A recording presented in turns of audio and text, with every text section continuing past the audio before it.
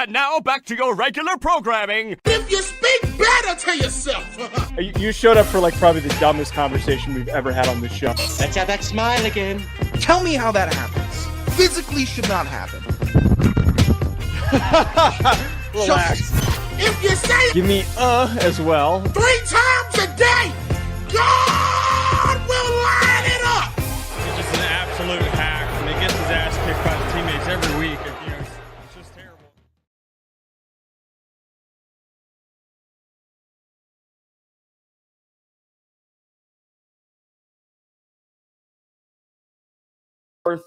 Win totals. We are then going to move on to talking about the Bucs extending general manager Jason Licht and Todd Bowles, their head coach. We're going to talk a little bit about this collusion news that came out this week. We're not legal experts, nor are we journalism experts, nor are we experts. So I don't want to get too in the weeds with that. I just kind of want to touch on Verts. That's a bad bomb line, but it's also a stolen bomb line. Credit to Jim Norton for that one, for that bomb. I don't even get the joke. The experts, formerly Perts, because it's the X. Yeah. I would have gone with Verts instead of Perts. Like we're perverts. Oh, okay. Okay. All right. Well, we got football to talk about. No, that's currently. That's what I'm saying. Is that we might not be experts, but we're currently perverts. All right, let's get to the Bet Online read before we get into the football. Can you tell our listeners about Bet Online? You want no breathing room from that line right to the sponsor? Why not? Should we just give a pause? Is that how that's? They haven't pulled the funding.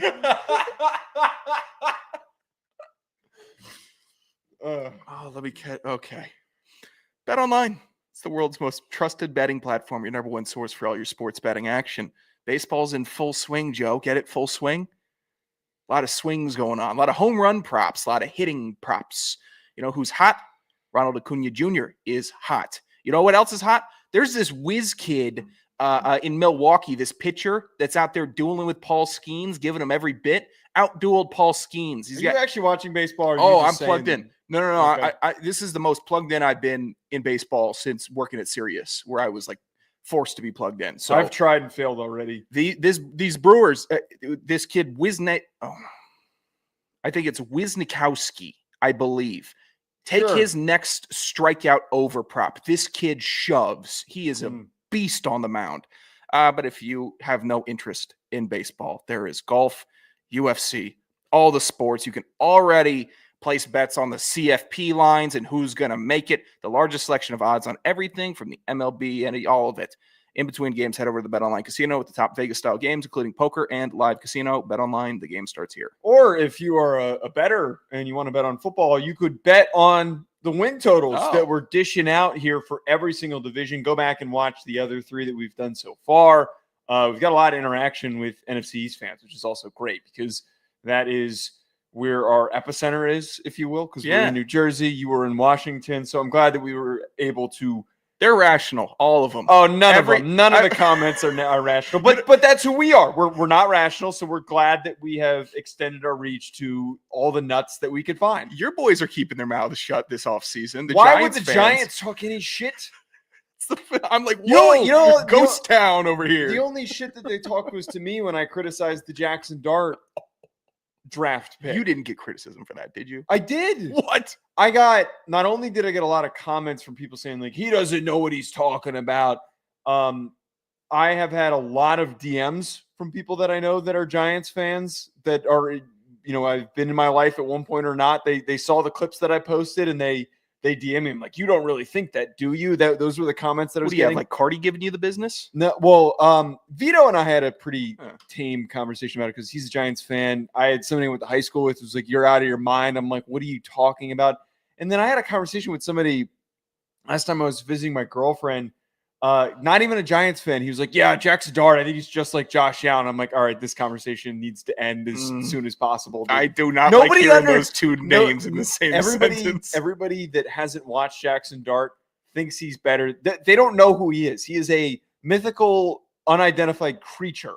Nobody has actually seen the guy play. If you describe him the way that you're describing him, you do not know what he looks like. He's literally a crash dummy. I've seen him get in car crash after car crash, get up, but he's not really driving the car. He's in the car to take the hits and perform and execute. But it's like a Toyota. It's not like he's driving a fast car with a big engine. This is a we need Toyota to put Corolla. Jackson Dart in this car to figure out where we need to fix our O-line, so then the next guy, the actual driver, can come in. I'm fine with that. If that was what the premise was, the 26th overall pick, using it for that section, not terrible. Just to see if hey, are the bones good? Are the bones good here? It might be unethical to do that with a 7th round pick. Like if you drafted your 7th round quarterback and sent them out for the first 2 weeks just to get maimed, that would feel like nasty to me. That 1st round guy, he's getting paid pretty well. He's getting jackass money. So go out and make the clip. We inadvertently ended up talking a lot of Jackson Dart here for a second. I will say the amount of positive things that keep coming out of New York about him when he hasn't done anything. Like he's been at OTAs and it's like, oh, well, the expectation, he's ahead of schedule. Like it's not, there hasn't been like the direct commentary that he's ahead of schedule. It's been the framing as if like, well, yeah, no, they're expecting he's going to start at some point and like things were really great. He's already the number 2 quarterback in OTAs. And I just question, like, is that really how we're going to hang our hats for getting excited about him? Is that what we're going to do right now? I don't think any of what happened in OTAs and minicamp means anything to me. Could you direct me to the water well of hope that all these people are drinking from? Because I need Giants fans are some of the most hopeful people that you will ever meet. It's shocking. I mean, these are the same people who for a good 4 years, the final 4 years of Daniel Jones, every single season, every single time he had a bad game, he's not the guy, he's not the guy, he's not the guy. And they didn't admit that he wasn't the guy up until the point that he was cut. Most Giants fans still wanted to give him a chance. They're some of the worst quarterback evaluators that I've seen Giants fans. He's going to be a starter this year. That doesn't make him good.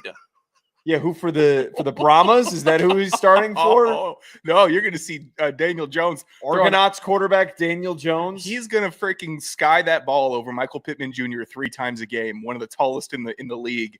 And you're going to say, how could you miss that guy? How are you overthrowing Mo Alley Cox? How is that possible? How are you underthrowing Alec Pierce? Well, he's going to find a way to do it.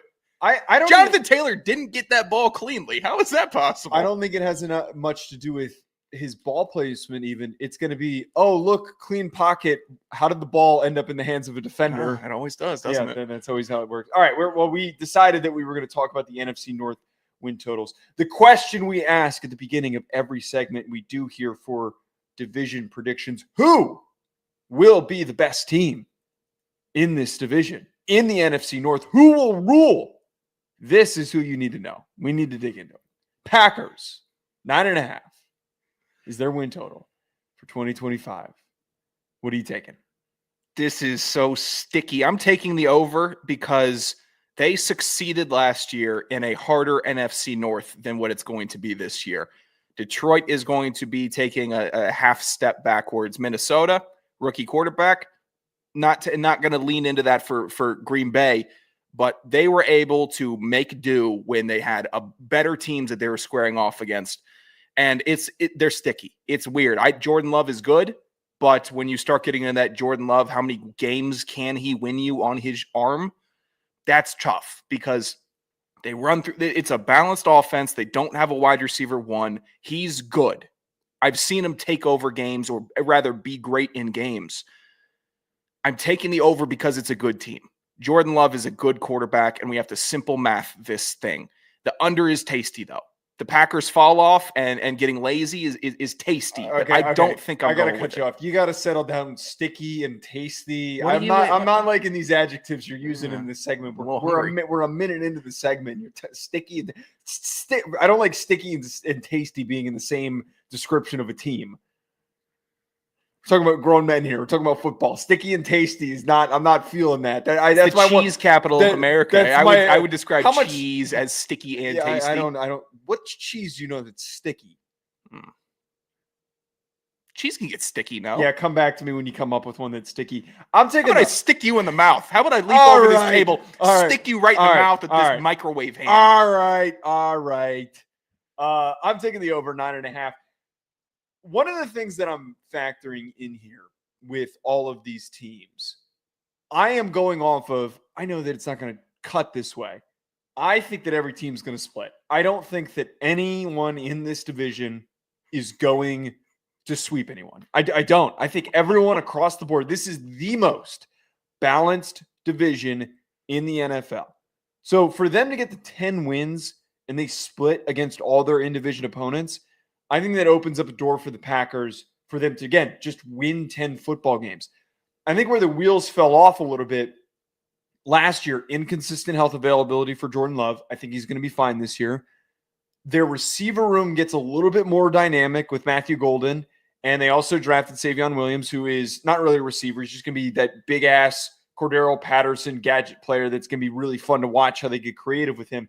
There's a lot of weapons, but most importantly, I think that this defense is going to get just even more gnarly. There are a lot of young, promising athletes on that defense that shined in year one that are going to be more disruptive in year two. I think that out of any of these teams that we can talk about, they were going through some young growing pains, and Jeff Hafley just activating all of those guys that they had available. I think that this is when they start to hit their stride of that defense, going from exciting to being truly promising. Today, I watched Ryan and I taped an Edgerrin Cooper film breakdown, and it was really cool watching him week one, where great athlete and kind of see the hesitation. He makes a big play on Will Levis. Like, okay, that's Will Levis. But then there's just a lot of slowness.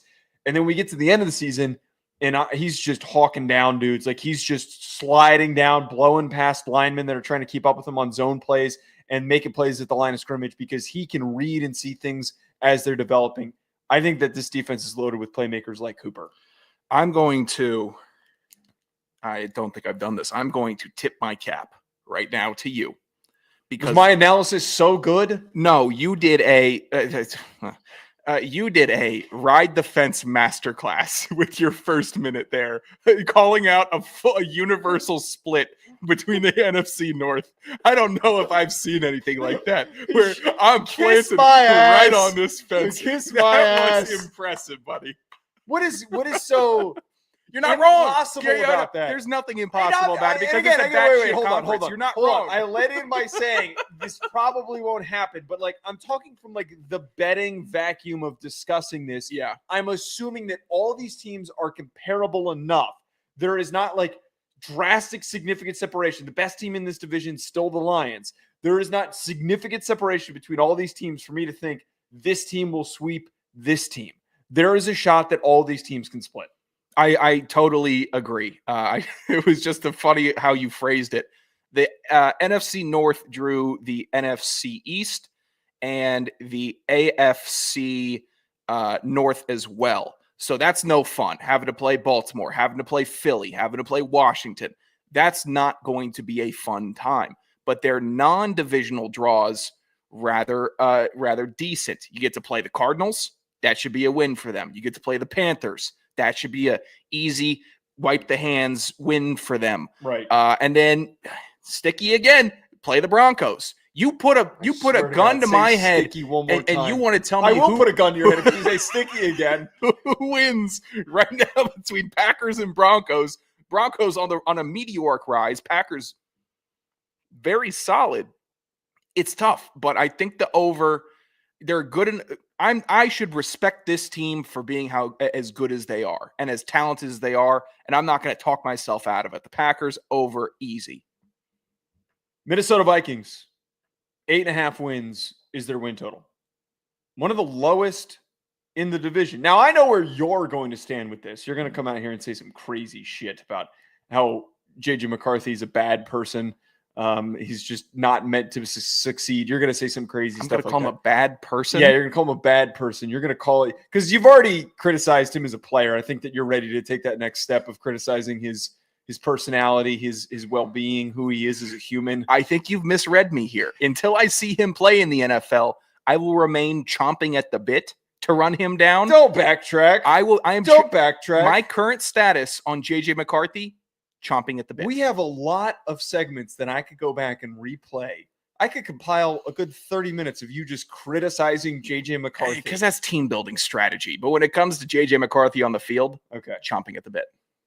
I think even if JJ McCarthy plays worse than Sam Darnold, And Sam Darnold had a great year. But I think that when we kind of peel back the curtain and we see all the big plays that he had, the better way to analyze it is that Kevin O'Connell did a masterful job of orchestrating the run game, creating opportunities for his big play receivers, and allowing for Darnold to thrive through it. He wasn't perfectly clean. I think that the window for realistic expectation when it kind of came back to reality was that final game against the Lions at the end of the season when the offensive line couldn't block. This offensive line is better. So go back to what my original point was.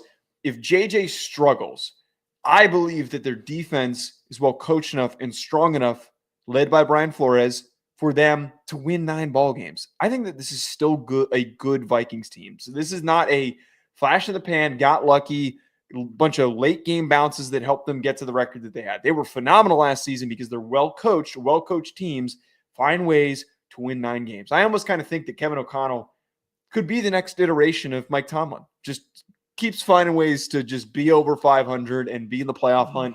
Maybe they fall, maybe they rise, but he is good enough of a coach to keep the floor high. Tell you what, you want some money, bet on the Vikings week 2 playing a shit-ass team on Sunday night, apparently. Oh. Atlanta. Oh. I had it pulled up, but I couldn't. 8.5 is, I'd say, really conservative of a line to give out for this team. I know, this is like one of the easiest ones to take over. Really easy. It's really easy. Betting standpoint, it's so smart to take the over on this betting, just for betting on the wins, on the win total. That you're going to be pissed when when it's under, and you're thinking about this, where we're talking about 9 wins for the Vikings. You're going to be pissed when and if it doesn't hit, but it's gotta. Like, it's a no-brainer to think how stacked this team is, that they're attempting the flash in the pan salvage with Sam Darnold, scrap him, don't take a chance on the guy that got you 13 wins last year. We're going to reset at quarterback and still get better at every other position. I'm not going to ignore that. And I'm not going to ignore that other teams that they have to face this year, that they're just going to beat by manpower, by depth, with the offensive line, the defensive improvements. JJ McCarthy stinks it up. It's going to be a sweaty 8.5. If he performs adequate to good, you should coast right into it. He should just sit right into the driver. This is the guy that should be coming in after the crash dummy. The car is tested, pal. Sit in and drive the speed limit. All you got to do, and you can get 9 wins with this team. That's my whole point, is that out of any team in this division and any team in the NFL, they have the highest floor. They have the highest capability for them to touch that number. And they were awarded a very low expectation. 9 wins after the year that they had last year. 9 wins. I'm taking that all day. Bears have the same win total at 8.5. Now, the problem is that last year that they had high expectations, their win total, I believe, was 7.5. It was up there. That feels right. It was very high. Everyone, including myself, thought that they could go on to be a playoff team. But the problem is that when you're picking first overall, it usually means that there's problems. When you're picking in the top 10, it usually means your team has problems. Yep. Those problems showed up because they had a terrible coaching staff. I think that Ben Johnson is going to be able to unlock something with all these weapons. I think that where they're going to have inconsistencies and problems is on defense. I don't know where that catches up to them. Does that catch up to them against the Commanders in week 6? Does it catch up to them in week 8 against the Ravens? Is it against the Eagles in week 13? There are a lot of trap opportunities for them to play like ass and lose a high scorer. But Caleb Williams and company need to live up to that explosive capability that they have. I want to take 9 because this number is low enough, and I believe in them as a playoff team, but I'm just a little iffy and a little bit off, wondering if the Bears are going to find a way to be shaky in year 1 under Ben Johnson, and year 2 will be the actual year that they finally get back to where they can be. The under is the play here, and while I'm a Caleb Williams truther through and through, and a Ben Johnson truther, and a hopeful Chicago Bears are good because it's good for football person, I don't think they have that 9. I don't think they get 9 wins this year, because Caleb Williams is going to have to duel with a lot of great quarterbacks. And even if he takes great strides this year, even if, say, he cleans up half of the mistakes from last year. That would be a tremendous step in his second year in the NFL. Problem is, you already got tape on him. That's tough. Once you have that, then the tape is so bad that I would argue that like there's really not much to go off of. I think the version of Caleb Williams that we're going to have in Ben Johnson's offense can be completely different. Hopefully it's new tape that he's given out, but I think that Caleb Williams is a raw premier athlete, but the raw word is what I'm worried about when he goes up against Dak Prescott, Jared Goff, Lamar Jackson, Joe Burrow, Aaron Rodgers even could outduel him, and that's just because Aaron Rodgers is 41 years old and knows how to win football games. Jalen Hurts could outduel him. He's got to go Jordan Love twice, and the 49ers is a tough draw for a non-conference matchup. I just don't see Caleb Williams going down in the fourth quarter. I think the Bears are going to be in just about every game in the fourth quarter, which is tremendous because last year it was like they're not in a game by halftime. But fourth quarter, I think they just get edged out this year. Next year, I think I'm sealing in 9 or 10. This year, I have to sit under because I don't think that they are going to be like professional enough to go down and win it all and win these big games. To get very direct to their schedule, let's go with the rule that I established at the beginning of the segment. They split across the board, so that's 4 wins. Okay, they split against every. No, that's 3 wins. Shit, it's 3 wins. Already off to a bad start. That's 3 wins. They would need 6 other victories to hit this win total, and I count these are the gimmies that I would establish, and they're not like true gimmies because if there is a rocky foundation, they could end up slipping up. But I don't think it's going to happen. Raiders in week 4. Agreed. The Giants in week 10. The Saints in week 7. So that gets them to 6. Yep. And we need to find 3 other wins on here. Browns, I completely forgot, week 15. So we need to get 2 other wins on here. That is maybe hoping that the Bengals defense is so awful again that you can just win a shootout. But they're not going to win a shootout. What else am I grabbing here, though? I'm not. Are you hoping the Steelers? There's just if the Steelers schedule, in November, man. if Shaman punches out in November, then and the Steelers are just like, well, he's done. They could win that game. But I also am not a team. I wouldn't want to play the Steelers in late November or December. I just wouldn't want to do that. Yeah, there's too many. There's not the betting value here has to scream under because there's too many times where they're just going to be the underdogs. Yeah. This is a great line to just take right now because you don't know who's going to be injured. Like if a bunch of quarterbacks go down, then the Bears could end up being like at par favorites. But right now, no shot. The on paper matchups are hideous for their schedule. Last one, Detroit Lions. 10.5 wins. So they need to win 11 football games to hit their over. I'm sorry to do this, Lions fans. I'm taking the under. I think that let me be very clear here. As we've talked about in some of these segments, there is the betting perspective and then there's the football analysis perspective. Do I believe in Dan Campbell to get the job done and this team to be good? 100%. Absolutely. Win 12 football games. Again, he's produced one of the best teams in the NFL in this period of time. Yeah, I've got faith in him. But if I'm a betting man and I have to provide a pick and I'm putting $100 down on this selection, big money. I am taking the under, replacing 2 coordinators. You're replacing your starting center. That's tough. There is a bit of a hard reset at some key spots on your team. Outside of that, you're bringing back mostly everything. You're a pretty good draft. You got to minus drafting Isaac Tesla where they did in the 3rd round, which was an insane pick. Oh, you can't. No, you cannot pick on for over-unders for win totals. You can't be griping about 3rd round picks. Yeah, I can. When you draft Tesla where they did because he tested well for a white dude. It felt like that was the only reason why they took him. Who is this? The receiver from Arkansas who was originally like a Division II receiver.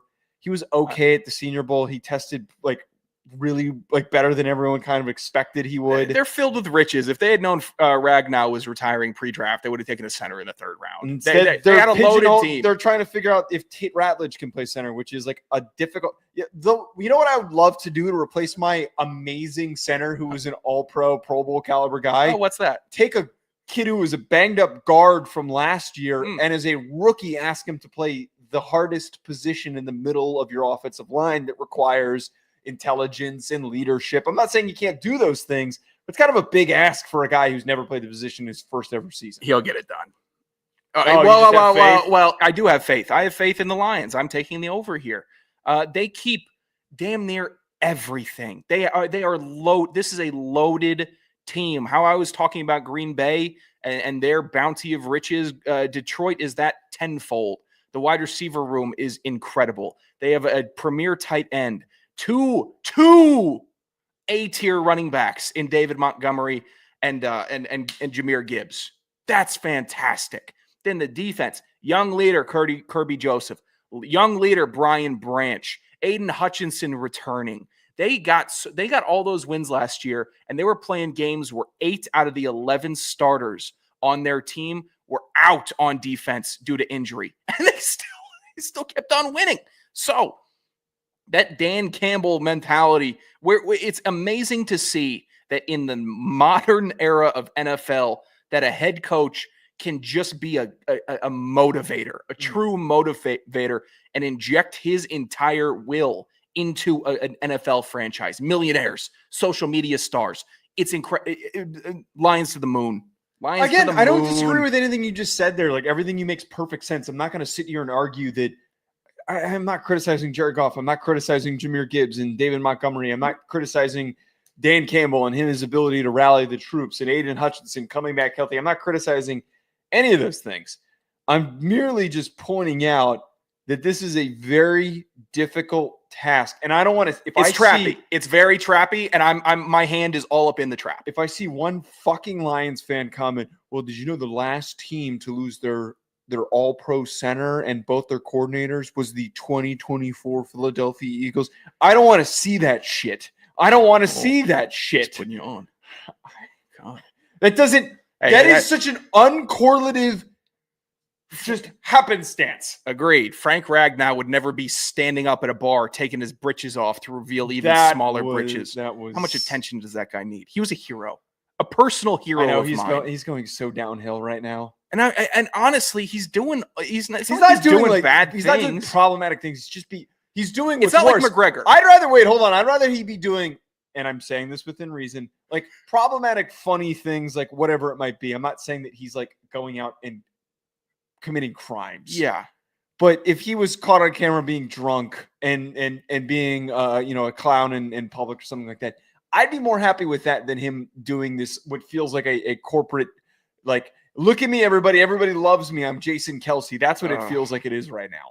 It bums me out, man. It really bums me out. You know how much of his film I watched? I had no business. I didn't play center in college. Nor were you I was 6'1". Yeah, but I was still watching it because he was inspiring as a football player. Since then, I am not inspired by him. As It's you a bummer. I'm Team Ragnow through and through. Best center of the 2010s.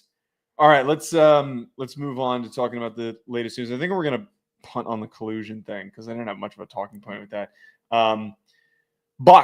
Tampa Bay Buccaneers. They have extended Jason Licht, their general manager, Todd Bowles, their head coach. And the question we must dissect is, did they earn the extension? It's a very kind of like rare announcement to get that we've got the GM head coach combo that they're rolling forward, that ownership is committing to both of them. Now, before I throw it to you, Sean, I've got a lot of info that I'm going to get to after you share your initial point. They have won 4 straight titles in the NFC South. Beyond expectation. I don't think anyone would have thought that they would be this good. Now, you get Tom Brady in the mix. That kind of helps. It does. But to not lose your footing and take Baker Mayfield, of all people, to pick up steam and to continue to succeed, that's a big reason why Licht has been such a good general manager. So, do you think that they've earned it? Oh, yeah, they've earned it. We need to remember how tragic the Tampa Bay Buccaneers were. From the span of when they won their Super Bowl in the early 2000s to when Tom Brady arrived. Let's go before. I know this is a lot earlier, but like the inception of this team, yeah, they were the joke of the NFL, so much so that most players didn't want to play for the Bucs. Real bad historical franchise, but they got 2 rings. I'm going to acknowledge 2 rings is good. They were a walking tragedy and irrelevant too. While Cleveland received so much hate because of how bad they were during that same stretch. Mhm. Tampa was worse because nobody even cared about Tampa. No one even recognized the third and fourth teams in the NFC South being the Bucs and the Panthers. Panthers got right with Cam Newton, and they've fallen apart since. Well, they didn't have that Brady come in foundation. This is how you win structure. They really did build something in Tampa Bay, model of consistency. And you could see they retain their players. They don't max out for flash names and stars. They draft so well. And it's shocking how underappreciated they still are for just being a great team. They could have crumbled and fall and let Atlanta win the NFC South embarrassingly with a 8-10 or whatever they would have been, a losing record win the NFC South. But they clutch up and they close the season hot, and it's a model of consistency that they've built. And Mike Evans is being called the greatest Buccaneer of all time. I would debate that I would counter with Derek Brooks or Rondé Barber. But what he's done has been a cornerstone that they've been able to build off of. And they said, you are a leader. We've had you for 10 years. This is what we want Tampa Bay Buccaneers to be. And they keep on finding dudes like that. Defensive line, offensive line, not sexy picks. Tristan Wirfs, all-pro. We just got ourselves an all-pro because we needed an all-pro, and it was a can't-miss prospect. They do everything right in Tampa Bay. I'm eternally jealous of them. It almost feels like they're not even in the division that I'm rooting for because everyone else is such a clown show. Their drafting success, I think, is like the biggest talking point here. I think Todd Bowles still has like a little bit to prove because he took over for Bruce Arians, a little bit of a tumultuous situation of trying to transition from Brady to Baker Mayfield. And he's got the second most wins through 3 seasons behind Bruce Arians with 27. So he's been a good coach here in the extension, but I'd like to see them like take that big step forward of like starting to win playoff games. I'm not saying that as a reason why like, hey, no, he needs to get canned. Some people thought that maybe he would be out when they hit a little bit of a rough patch this season, but he managed to keep things on track and for this team to play with good momentum. They got to get right on defense this upcoming year because that was what killed them down the stretch. But when we look at the drafting success, you have to trust Jason Licht. And if Licht wants to go with Bowles, that's the direction that you need to go in.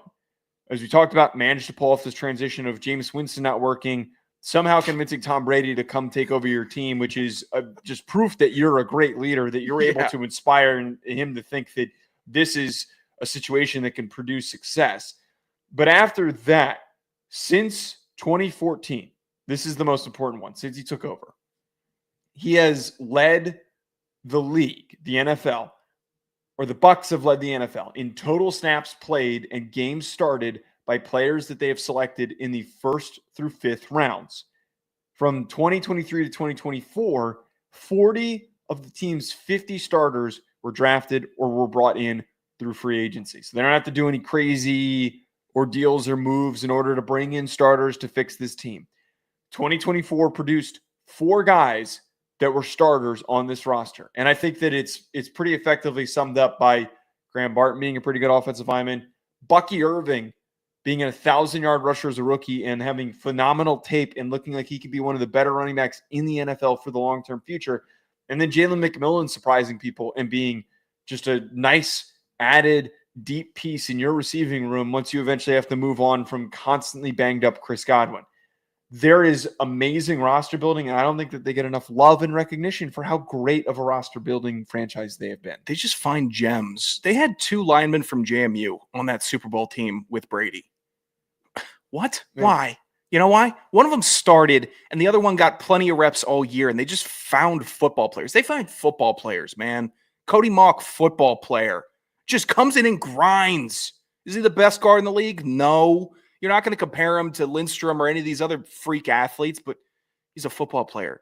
Kalijah Chancey, football player. Their whole defensive line, bunch of killers. They just execute. When I watch Tampa Bay play, I watch them do things Atlanta couldn't even dream of. I mean, it's just the stunts they run. Their timing looks better. They never look like out of place or out of sorts. And the only person that does is Baker. And that's after a backbreaking Baker pick, which happens. And that's what you get with him.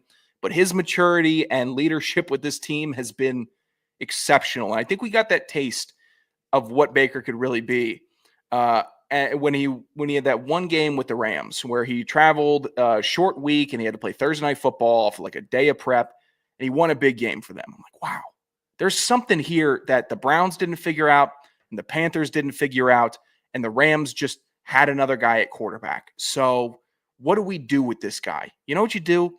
You send him to a team that is competent, like the Tampa Bay Buccaneers, and he just thrived. And I would almost say Jameis coming out of college, he just got thrown on a bad Bucs team that didn't know what they were. They thought Jameis was going to be the savior. I don't think that just wasn't going to work. They draft Jameis now, out of college, same dude. We're looking at a whole different career arc. That's how much it matters having a team that's I just think you're tripping, I man. think Jameis was just generally a bozo. I don't think that he would ever. Jameis would have still been a bozo, but he would have won way more games with this Tampa Bay team than the one he was drafted to in 2014. I think just Baker was with better jerseys. Baker was perfect for what they needed. They needed an adult, kind of a good leader, a great leader that could rally the troops, that could deliver the ball to an already dynamic receiving room. Pretty good offensive line in front of him. I just think that there's always been a clear vision. I always get what they're trying to do. They have a really uniquely built defense. And while it was inconsistent last year and it got smoked by the Commanders at the end of the season, that's like the one that's kind of rings in my head of how badly they got smoked by the Commanders. They still have, I see the approach of, getting speed with Kalijah Kancey and then the space-eating power of Vita Vea and this ability to have, Hassan Reddick now in the mix coming off the edge. There's just so many different options for them to turn with. They wouldn't surprise me if the switch is flipped and that defense gets a lot better this upcoming year. And they end up actually playing to expectation. They end up winning 11, 12 games. And, because they had a really good draft this year. I feel, very excited about the way that they drafted, especially getting Emeka Egbuka where they did and some of their day 2, day 3 picks. There's just so much promise because they've always been a very high floor team since Light has taken over. Man, it's just, you get so jealous. I do. I get jealous looking at the have and have nots and the competence versus the incompetence of the NFL. Like Tampa Bay has actually asserted themselves into the competent and the have tiers with Baltimore, with traditionally the Steelers are the haves competence. The Chiefs have been running that gambit. The teams that just do stuff right. Green Bay traditionally is in that category of you're not embarrassed by really anything that they do. Diehards are going to be diehards and gripe about anything. But the regular fan can walk around and say, my team makes me proud.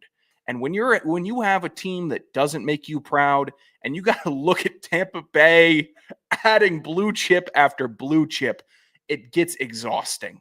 Because you just sit there, you got to look at the man in the mirror, say, why am I not a fan of this team that does things right? Why am I a Jaguars fan? Why am I a Titans fan, a Browns fan, a Cardinals fan?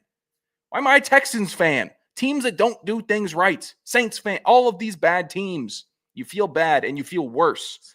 I'm proud of you for not saying Giants, by the way. Well, that's a given. Hey, did I need to?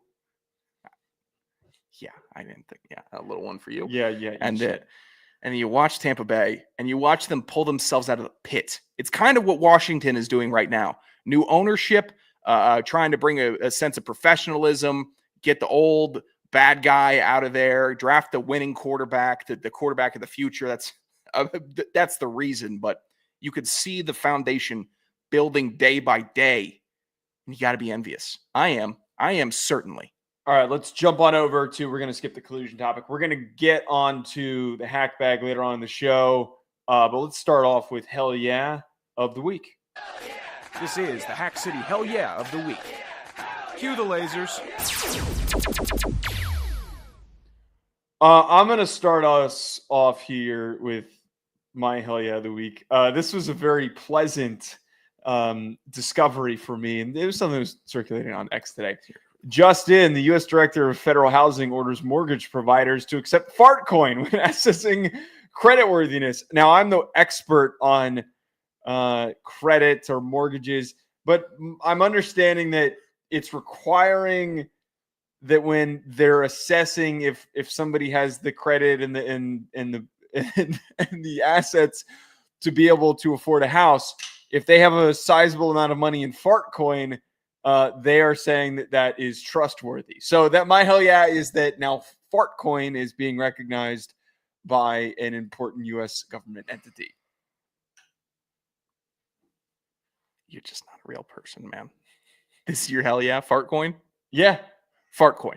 I don't own any Fartcoin, but this caught my attention. First of all, you bragged about having an 800 credit score on the last show. Oh, and then you're sitting here talking about credit. We are broadcasting the end of the world here. I've been hearing about bubbles for the last 4 years that we're on real estate bubble, debt bubble, all these bubbles. You think I would argue that that's happened because we didn't have Fartcoin. Yeah. Oh, how come people can finance DoorDash now? We are. That's not. People are just got nothing doing to do shit. with Fartcoin. It's got because they're paying in Fartcoin. No, financing it. Oh God, Joe. Here's what I know. I might be the biggest market slandering Fartcoin. I'm not. Shit up. I'm making shit up. I'm the sap. I'm the dummy that is tradition. Wish you could have some Fartcoin. I should have. I am so. Dickhead. You wish. I'm the stupid one for trying to trust the traditional currency models of save, invest long term, all the things that your daddy did. There's going to be a dude who's going to buy a house with Fartcoin, and these people are selling feet pictures and never paying for their food related with Fartcoin. Not related. You are bringing in things.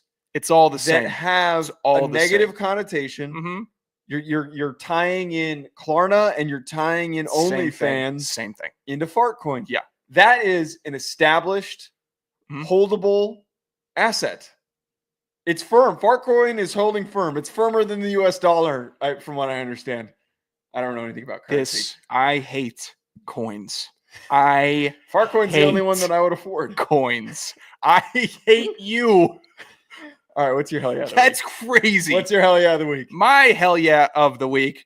Terry Francona putting his balls on the line. I love Terry Francona, manager in the MLB. He decided, I'm old, I'm tired, I've had some health issues before, and I've had to step away from teams before due to those. I'm not sitting on these hard-ass benches anymore. I'm not standing up leaning on the rails. I'm installing my own seat in the stadium, if you wouldn't mind turning your attention to the screen, a seat from his boat, the captain's chair, mounted into the dugout. That is pretty dope. That is pretty sweet. That is the most baller shit I've ever seen. Okay. Boat chairs. What's your familiarity with boat chairs? Zero. They are spectacular. Somehow, you know how these gaming chairs, they talk about the support that you get, and it's supposed to be nice, and you're supposed to just sit in a natural posture. Boat chairs is that elevated. They're firm, they're soft. It's a perfect blend. You know why? Because it has to be perfect when you're sailing the open seas. Fucker. I wish if he was going to do this, necessary. I think it's fun. Yeah, you're just trying to get back at me for it because I dunked on you about Fartcoin. You're not getting your lick back on me. You're just not. You're not. But you start cursing at me out of spite. I lick you. Yeah. No one wants to see that. I think it would be kind of sick if you put a big love seat. Love seat. That's where my mind went. Big throne. The boat chair is cool, but I think it'd been cool if they put a big throne. I want to see Aaron Boone yell at an umpire and then not get ejected. Walk back angrily to his dugout, sit down, and be able to recline and put his feet up. I want to see a recliner in the dugout. If he wants to be comfortable. Give me every type of seat possible. All these coaches just sit on boring buckets, and the baseball bucket is very comfortable to sit on.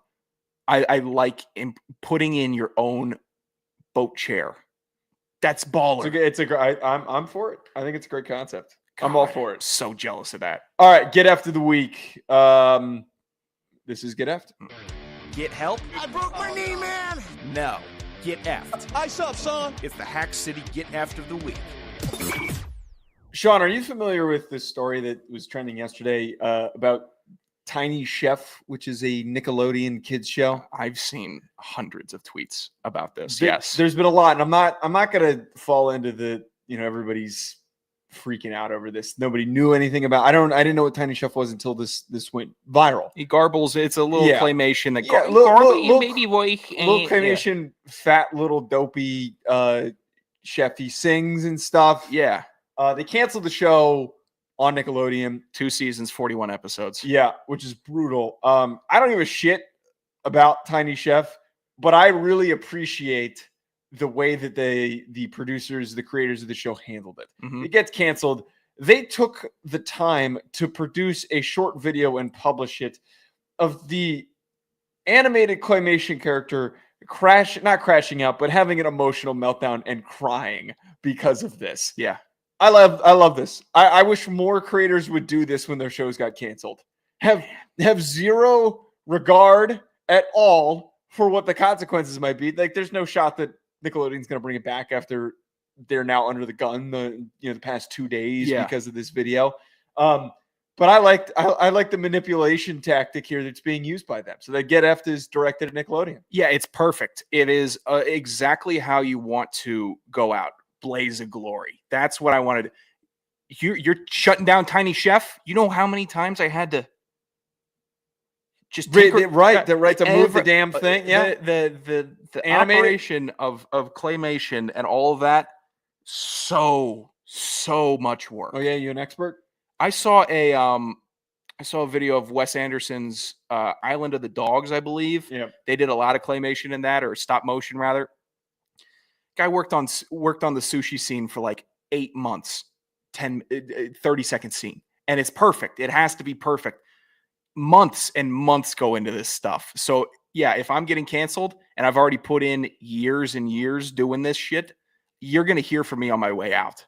I love this. This is a good one. Someone also brought up Uncle Grandpa, the creator of that, the artist and creator behind that. When they canceled that show, did something similar. He illustrated an image of Uncle Grandpa with a large gun in his mouth. Yeah. I kind of wish if algorithm's syncing up here. I saw that also. If Tiny Chef had like really crashed out and things were a lot more gruesome, I think that would have been really funny. It's a kid's show. Oh, no, that's foul. That's. Or he showed up at the Nickelodeon offices. Yeah. It's really foul. I wish he cursed him out on the phone. That would have been funnier instead of crying. If they decided to make Tiny Chef go postal, and yeah, that would have been. You know what? I awful. Hope that Adult Swim claims Tiny Chef. We get to see R-rated Tiny Chef crashing out every week. That'd be nice. I'd take it. 3 minutes of regular Tiny Chef shows, and then one little breaking down. One little inconvenience happens. Shit. And then, it keeps going and he burns his hand on the starts stove. losing. If I could see Tiny Chef do like a classic vintage Gordon Ramsay version of his show, sure, I'd be all in. All right, what's your Get F? My Get F of the week, Tight End University. This got old really quick. It got old, got corny, and it just seems like summer camp. And who am I to say pro athletes can't have summer camp? Well, you're kind of, first of all, you turn Tight End University, which tight ends are cool, and you got Tight End Day in the NFL now because tight ends are supposed to be underappreciated. How about you go out there and grind, fellas? Not go to a Taylor Swift concert, not just dog around and have Theo Vaughn. Why is Theo Vaughn at the Tight End Summit? Great question. I saw Brian Baldinger with neck sweat at the defensive line summit. Just hotter. You could see how hot the video was. Everyone's sweating, just lather. I'm the defensive lineman. And the OL summits with Duke Manyweather. All you see that comes out of those is guys showing what they do with their hands or diligently taking notes, watching at a projector. Like that is how that content is pushed forward. And now Tight End University is basically streamer university. That's what it feels like with frickin' Kai Cenat and all the celebrity appearances. The tight ends in the modern NFL have gotten soft. And I would argue that's why we don't have prolific tight ends like we once did. We've got some good tight ends right now. Mm-hmm. We've got some good tight ends. But I think that there's a little bit too much comfort seeing Travis Kelce gallivant around with Taylor Swift and Taylor Swift performing at this, which was dumb, which was so lame, so unbelievably. Can we just go and play football? But why does this need to get sponsored? Why does this need a million social posts? It's just go, man. Just go. I would like to see what some of the summits, though, for some of these other positions would look like if they did. Hardcore. I noticed how there's no receiver summit. I think that they would be a lot more snippy. I think that everyone would probably a lot more. Stephon Diggs had a wide receiver summit. I think that's the wide receiver. They're all in Miami on the boats.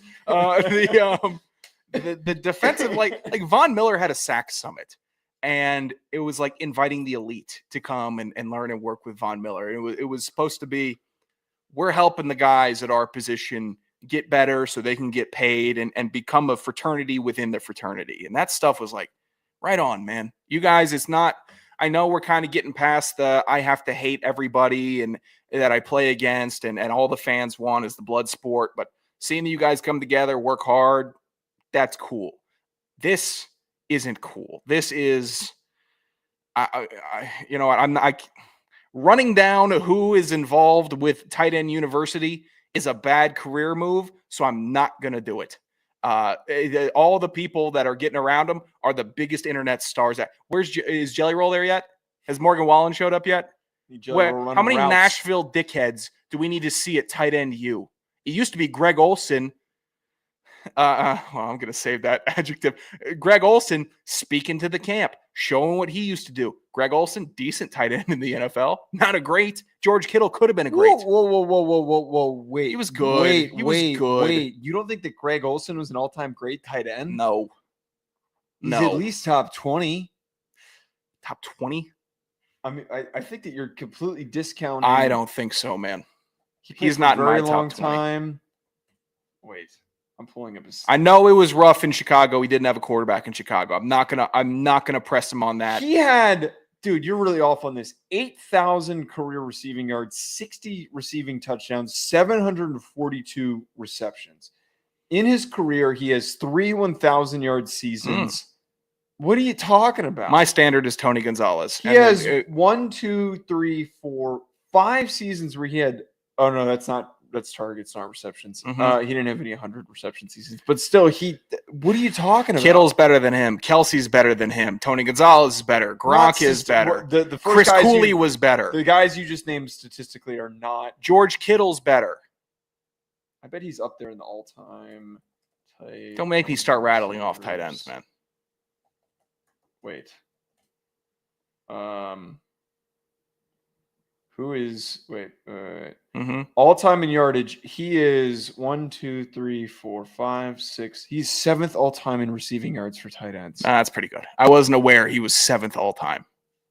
He was basically watching him. Worst take you've had all week. Felt like a non-factor. Went a whole week without any bad takes. I swear to God, Greg Olsen in the NFL, it made no impact on me. So I can be off on this. And you know what? Yeah, he's like 7th in every category: receptions, touchdowns. Not better than Witten. Not better than Winslow. Yeah, no, he's not. I don't think anyone's arguing that, but I think that he's. So here's the most important part. Actually, Pro Football Reference. Good on you for doing this.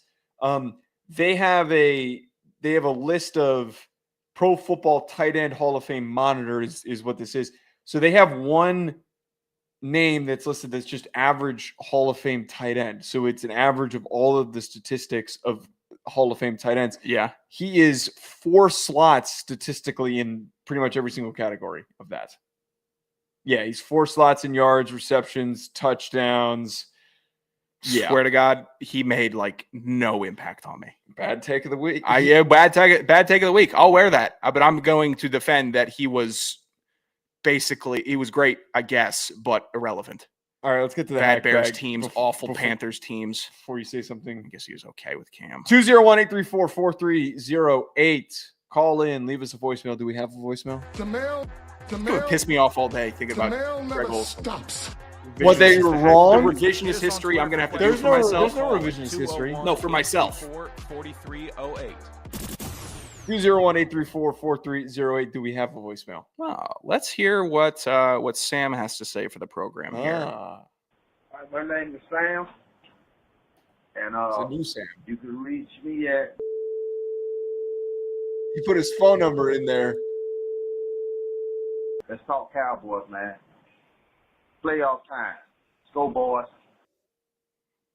Thanks, Sam. That was it? Yeah. All right, thanks, Sam. Hey, I'm Sam. You can reach me at, here's my number. Let's talk Cowboys, playoff times. Okay, well, I appreciate that there was no I don't mind. I think you wanted our takes on it. Was the premise. But I like how most of it was his phone number that you had to take out. You think there was not even a request from this? I think he was inviting himself on and he wants us to call him. Well, let's just for clarity's sake. My name is Sam, Hey, Sam. and you can reach me at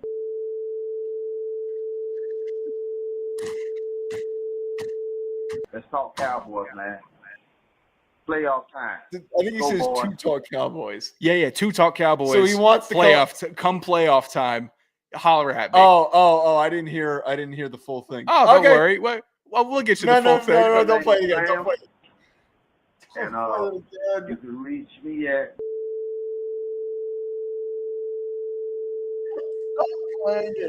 Let's talk Cowboys, man. Playoff time. Let's go, boys. I don't think we need to call him. Well, that's on you. You were the one who was being negative. Thank you for the voicemail, Sam. Thank you for the voicemail. Appreciate it. And we appreciate all listeners that call at 201-834-4308. I think that this was a transparency to all the regular listeners. We had a good video on YouTube this week on Hack City NFL. I think this was a Cowboys fan that stumbled across this video and then went to our live where we gave out the phone number and did the whole show. Or you just saw on the thumbnail or Maybe on the overlay. Yeah, on the phone numbers overlay. on there, which is why I put it on the overlay. So now people will just call unprompted. And I think he called in unprompted. I'm happy. You know, we did it. Accomplished. Mission thank accomplished. you. It's been a couple weeks of the new overlay, and we had a phone call. Here's what Sam, we will not call you during the playoffs because that'd be too many people that we'd have to call. You do not need to leave your phone number in voicemail messages, but if you do, you could be sure that the Hack City production team will bleep it. Is that the only one we got this week? It's the only one we needed. All right. What are the questions we got? Also, by the way, Rack points out Greg Olson's all-time great rap song that he had when he was at the University of Miami. Are you familiar with that? Yeah. My name is G-Reg. I've got a third leg. I'm familiar with that. Okay, what do we got for questions? Yeah, I'm not going to run down Greg Olson, but any more than I have. But I'm starting. You disrespected. I'm a starting. Top 10 tight end. I'm of all time. starting to. Statistically, statistically, there's no he is. goddamn. Wait, Look by at the you way. smiling. No, he's top 15. You know, He's top 15. Oh, no, He's no. top 15. Greg Olson's top 15. I wouldn't throw him top 15. I would easily. Well, you didn't even know any of his fucking stats until I started reading them off. I thought he was like sat there. I thought he was like a 6,500 yard guy. I thought he maybe had like 42 touchdowns. I really love the fact that I was dicking with you about Matt Ryan, and Wyatt pulled that clip and posted it. And I got people agreeing with me. I know. You know why? Because Joe Flacco's been a bench warmer. He was a bench warmer before Matt Ryan was even out of the league. But because he's still hung around, yeah, he's better than Matt Ryan. No, it's not. He's got more longevity. Joe Flacco's serious NFL career ended at about 2016. Matt Ryan was going to a Super Bowl then and still had 3 more years. Where did Joe Flacco? Joe Flacco was the Jets. Went to the Jets, Colts, the Browns, back to the Browns. Been all over the place. I know I'm forgetting another team too. All right, next question. What do we got? Jamie Williams. Let's after Sam, we can do a real football question. Jamie Williams, thoughts on these Southern Utah and Utah Tech moves to the Big Sky? Doesn't really move the needle for me. They're not good football programs. Mm-hmm. I know that Southern Utah has kind of been a little bit more competitive recently, but it doesn't really move the needle. I really think, and I know that this is kind of sacrilegious when we talk about this stuff with FCS, we talk realignment. I do think that there does need to be consolidation of conferences. I think that there are too many FCS conferences. I think there's too many FCS teams. I think that there's a lot of teams that don't give a shit that are just there. Mm-hmm. Why do we have a non-scholarship conference at the FCS level? Why is the Ivy League also a part of the FCS? Yeah. I think that the Ivy League needs to put their nuts on the table and actually become a scholarship conference. And you actually try to be more competitive, which they could be if they wanted to. And I think that any of these teams that are coasting need to move down into Division III, which St. Francis already did. St. Francis put their hands up and said, you know what? We suck ass, and we have no intention of putting any money into this. We are a tiny-ass school in, I think, Pennsylvania.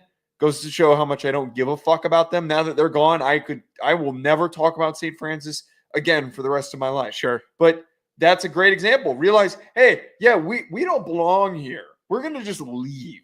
Don't let everybody get the fuck out. Like, please, like, leave. The party is shrinking. You need to actually put your nuts on the table. Otherwise, having too many teams is going to ruin the FCS. And too many conferences kind of is. Yeah, I'm going to stay with having more people playing college football and being in a hard work environment is good for society, but practical wise, Joe is nailing it.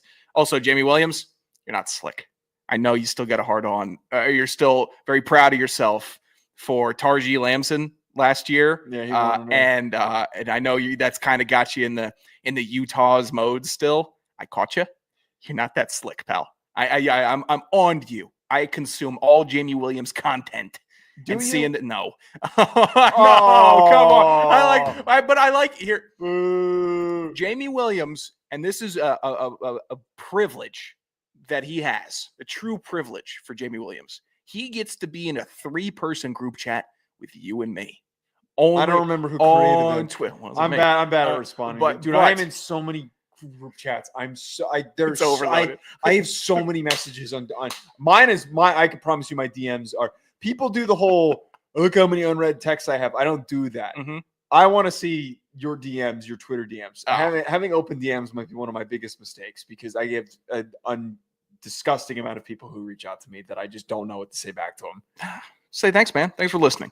No. None of them are that. They're like, I get people ask the most annoying, and this is going to sound really disrespectful, but like I get so many players that aren't NFL players. That's the nicest way I'm going to put it. Mm-hmm. They're just not.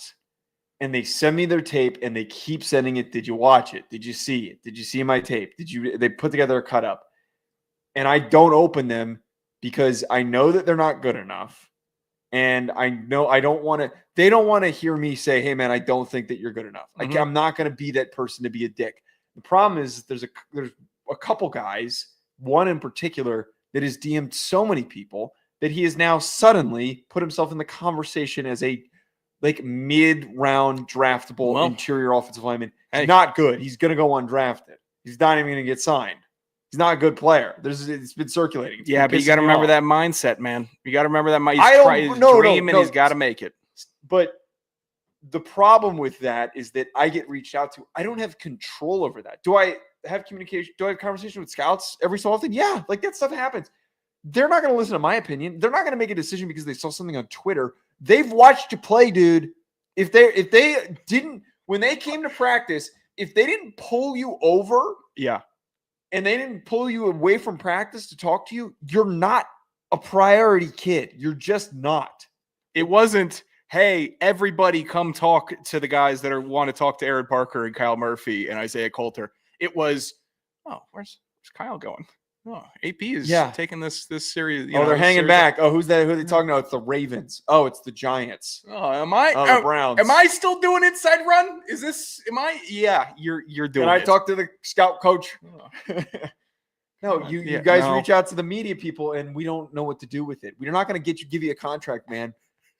I lose credibility if I reshare your film and it doesn't look good. I've gotten fucking criticized for sharing a player, Drew Shelton, for having really good tape because the tape that I posted didn't display enough of talent that I was describing in the tweet that I put out.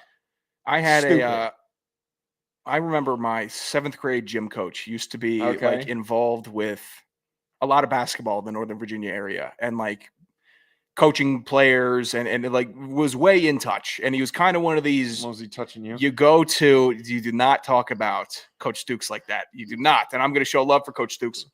I think it was Brian Stukes, a very, very cool gym teacher. I was appreciative of him. But I remember 7th grade, he even made a point, and I'm an idiot. 27-year-old Sean Anderson looks like a Rhodes Scholar compared to 7th grade Sean Anderson. But it stuck with me. Can you imagine how dumb 7th grade? Oh, okay, sorry, continue. Almost not even a walking organism at that age. But he was talking about, shit. I can't. When these coaches come talking to me, I can't give them everybody, because you give them one lemon, they don't come back to you, and then you got no pull. You give out enough lemons, then you're the lemon tree. And then you're known as the guy that doesn't have anybody.